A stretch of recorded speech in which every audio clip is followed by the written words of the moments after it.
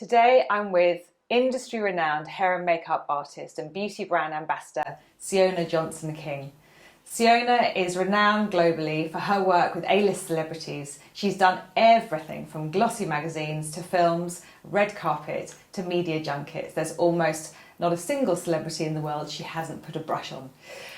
If I say to you names like Cameron Diaz, Joaquin Phoenix, Eddie Redmayne, Jodie Foster, you get the idea.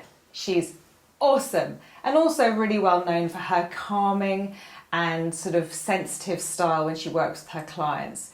Ciona and I have been friends for years, and actually we've worked once or twice together too, which I was very grateful for.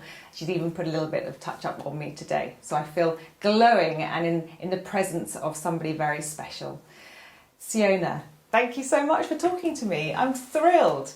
We're going to talk about your career and a little bit about the last 6 months, which of course have been a little bit unusual for us all. But firstly, let me ask you about what would you normally be doing this time of the year, or how was last year compared to this year? Let's start with that.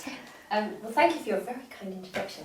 As you touched on, I do film junkets and premieres, photo shoots and filming projects. I work with actors and models which can take me to locations all over the world. So for example, last year I was in the Caribbean, Croatia, Singapore, Spain, France, Italy, Germany. I did a tour across America covering 8 states. Oh my goodness. And of course a lot of work in London. So my job is replete with surprises. You know, you can be called to go somewhere at a moment's notice and just drop in on a project. So yeah. And spontaneous. And I think we were discussing before, you've always been freelance, is that right? I have, yes, yeah. So I guess you're used to not knowing what's happening next?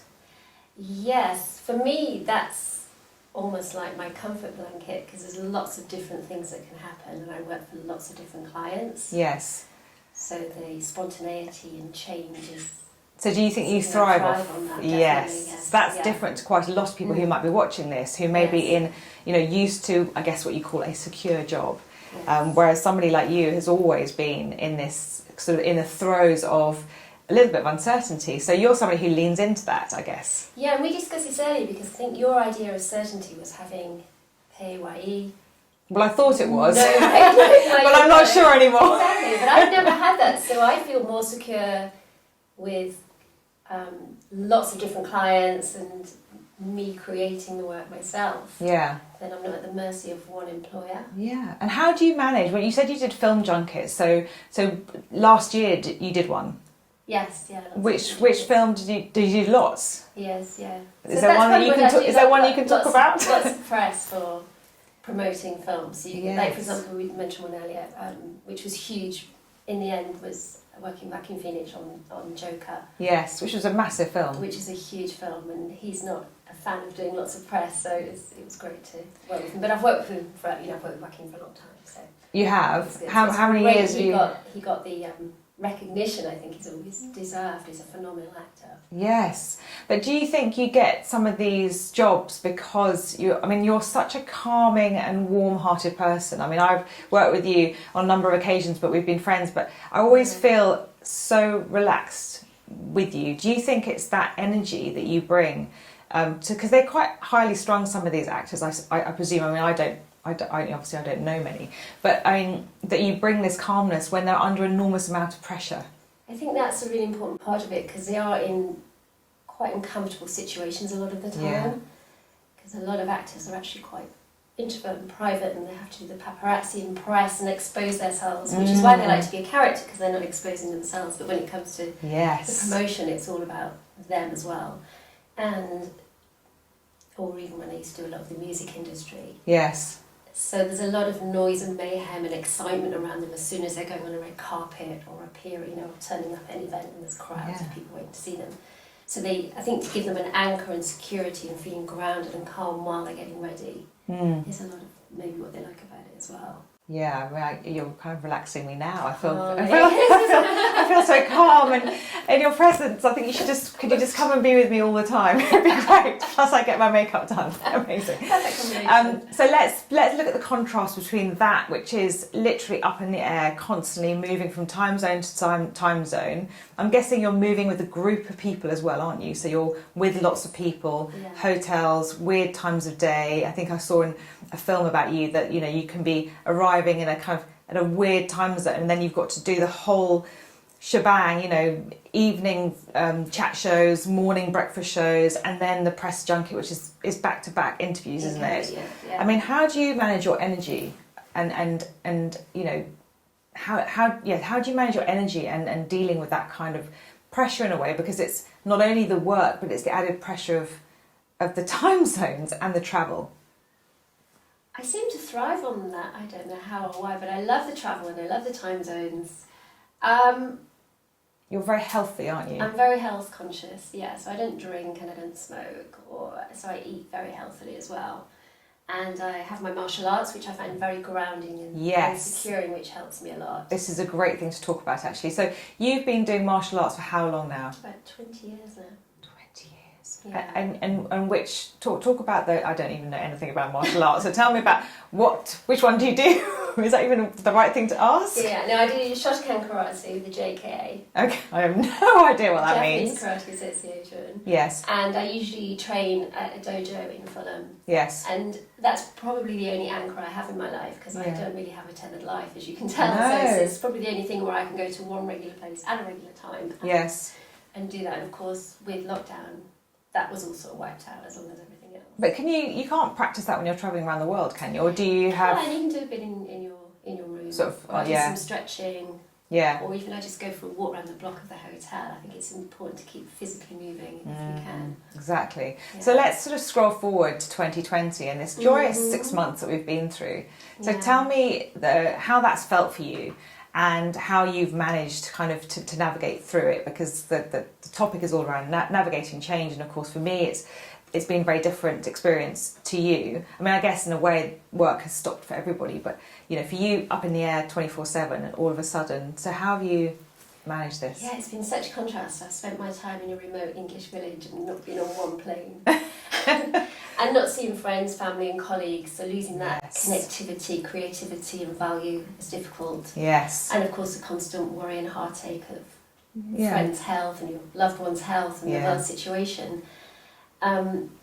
So I've kind of had to immerse myself in nature. Was a joy for me, just being with the sunrise and the birds singing and maybe swimming in the sea and those kind of things. Yes, you're really near the coast here, aren't you? Yeah, I really know. I saw some wetsuits hanging outside. You look like experts of cold water swimming, which is very good for you. Yeah. It's really good for you. Yeah, and what about, how have you felt about the work? So obviously you'd have started off the year. You said to me earlier that you'd finished your last sort of travel, was it, or last job around March or Feb? Mid-March. And then it literally just went quiet. It literally stopped dead. Yeah. And how did that feel? Everything that was booked in, everything got cancelled. Yeah. And how did that feel? I mean, I never see you not look happy, but I mean, I would have been swearing and cursing and, you know, kind of panicking. And of course, I'm somebody who likes to control everything, so I kind of go into like, what am I going to do? How am I going to control this situation? But you seem to have taken it in your stride. Is that true to say that? It's been difficult for all of us. And because I have quite a chaotic life anyway, that side of it wasn't too bad for me. And I'm used to being alone and being creative on my own, which I kind of have always done. Yeah. So I had to just find different ways to do what you love. Yeah, value. And so this is what I'm really excited about, because obviously one of the things I want to try to communicate in this series is I love talking to people like you, because you've got such an interesting life, and you know you've done it for your entire career and you know thrived on it, and you've done very well.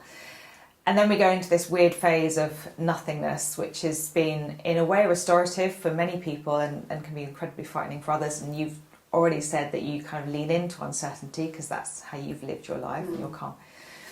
But you were talking to me about some of the opportunities that you've had where you're always sort of putting makeup on highly famous, you know, hugely famous people, and now you've been able to do some work helping the rest of us and passing on your experience and skills. How did you start to even consider that? So it started with one of my clients and very good friends, Terry Hatcher. Yeah. And she reached out to me and asked her if I'd do a live makeup lesson with her. Terry Hatcher from Desperate Housewives, right? Oh, I love her. She's hilarious. She's brilliant and beautiful. Yeah. Beautiful. She's such a sweetheart. So she persuaded me to do it. So I did a live makeup lesson with her. Yeah. And she put it on YouTube. And she has a series on YouTube called Van Therapy, so it's part of that to help people feel better. Yeah, yeah. And there was a big uptake from there because we talked about doing this and reaching out to everybody, not just celebrities. It's really nice to share this with more people. Yeah. I mean, how often do we have the opportunity to access somebody like you? I mean, you did a bit of my makeup just now, and it's just, I mean, literally, I could have you every morning because you just feel so much. I think it's like a bit like not having to cook for yourself. It just feels so much better when somebody else is doing it. Anyway, I did watch that. I did think it was fantastic. I tried to copy it. It was really good. So you obviously got a response from that. So yeah, I've been able to do bespoke lessons for makeup and hair for men and women. I had a lady contact me and she was very embarrassed about what she called her piggy eyes. And when I got to see, she sent some photos over straight at first of all, and I thought, no, I don't know where she's getting this from. And then I got her to strip back her makeup, taught her how to do her eye makeup, and she cried. Oh. And because she'd been applying her makeup wrong and closing her eyes in and doing completely the wrong things. Yes. And then I showed her how to lift and open the eyes and the face, and she was like, "Wow, I don't look like that at all." And she was. I mean, this must be something to share with someone. And I've had a young man who had really bad spots and a complexion. He wanted to know what products to use and how to cover them. Yeah. Who was too embarrassed to go in a store and speak to a store assistant. So it's a great opportunity to have, one-to-one session with someone. Yes. Something bespoke, what everybody's needs are. And we all know people who are working hard for other people and don't spend any time on themselves. So it's a massive gift. To give someone. Another lady wanted me to teach her teenage daughter how to blow dry her hair. So we did Oh wow, that's so cool. I don't even know how to blow dry my hair. There you go. We're all stuck in a rut and doing the same thing, so it's a lovely way to mix it up. I have another client coming up who's got a wedding. Yeah. Oh, it's her daughter's wedding, so she's got a couple of wedding outfits, so she's going to try them on for me on Zoom, and we're going to choose the right outfit and show her how to wear a lipstick. She doesn't normally wear lipstick, but she wants to for her daughter's wedding. Oh my God. And there's another bride who wants me to teach her how to do a bridal makeup. She's going to do her own makeup, but she wants some tricks. Oh my God, I love this. And then, you heard it here, guys. You heard it here. If you want to have a one-to-one with Ciona, DM her. Yeah, just call in on DM on Instagram or email. I think that's great. I love this. I think the main thing as well is just connecting with someone who's got knowledge, but it's lovely just to share some time with someone that's out of your usual zone. And actually, you'll be uplifting thing to do. I want to make people feel which good is what and special in those moments. But that's what you do for a living, right? Exactly. I mean, the whole point of what you do is to make somebody is to elevate what they already have and to make them feel great in their own skin. I mean, that's the joy of brilliant hair and makeup. And having only had it a couple of times, I can tell you, it's the most fantastic. You want to wear it all day and go out and do everything. Not that we can really go out and do everything, but maybe you could just take 1,000 pictures of yourself on that moment. I think this is a really inspiring idea, because it's taking all your knowledge and experience, and of course you're always you're probably paid highly to go around and do all this relentless travel and with all these fantastic people. But for other people to be able to access that, I think it's really exciting. And I guess it's giving you a whole new kind of little outlet as well. It's really exciting. And also there's so many people training to be hair and makeup artists but don't get a chance to really come into the inside of the industry. So that's another thing. I've got another couple that approached me about their daughter who's training to be a hair and makeup artist. So it's sharing with her the knowledge of what happens in the industry. Yes. I can teach her, techniques she's doing wrong and even what starter kit to buy, because there's so much information. I wouldn't even know where to start. Yes, and you could end up spending a fortune and not having the right stuff. Yeah, exactly. So my goodness. And it's so wonderful connecting with people all over the world and different time zones. That's so exciting. Yeah, I love that. I mean, I think it's so important for us to share our experience with other people, and this is the moment, right? Because obviously things will work out. They always work out, and then you'll be off again, and I won't see you for another year. You'll be off on a plane, and then the next time I see you will be, I don't know, some random event, and we'll be able to connect. But I love that. That's great. So just to wrap up, the series is about navigating change. What advice would you give to anybody watching this, either people who are in the same industry as you or just generally, to help us get through these uncertain times?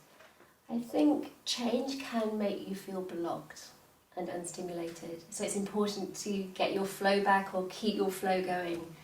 So for me, it's just saying yes and trying things and doing more things. Yes. And it might not be the actual thing that you want to flow. You might find a different route.